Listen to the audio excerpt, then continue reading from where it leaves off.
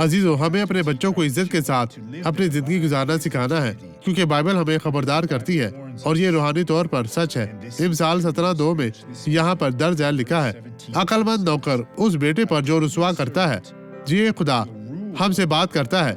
अगर आप समझदार इंसान नहीं है और अक्लमंद बनने के लिए जदोजहद करते हैं, एक होशियार बंदा आप पर गलबा पाएगा, हुक्मरान होगा और भाइयों में शामिल होकर मिराज का हिस्सा लेगा। आसमानों में वो बंदा है, लेकिन आप नहीं जानते थे कि अपने हिस्से का ख्याल कैसे रखता है। और यहाँ जमीन पर एक ही चीज है, लिहाजा ईमान रखे कि खुदा आपको यीशु के नाम में एक ताकतवर तरीके से बरकत देगा और आपका फजल हमेशा आपके साथ रहेगा। खुदावंद आपको बरकत दे। आप इस गवाही को देखें।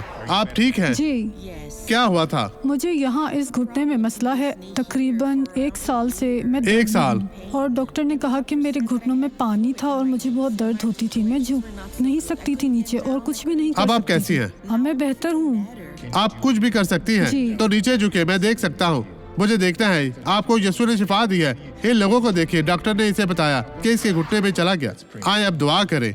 बाप, मैं इन तमाम लोगों के लिए दुआ करता हूँ जो तुझसे मदद मांगते हैं, जो तुझसे बरकत चाहते हैं, जो अपनी बरकत, अपनी नेमत चाहते हैं। खुदावंद तो इन तमाम लोगों को बरकत दे। मैं वो इख्तियार इस्तेमाल करता हूँ जो तूने दिया है और मैं हुक्म देता हूँ अभी बदी चली जाए, गायब हो जाए, दूर चली जाए। इन लोगों को छोड़ दे।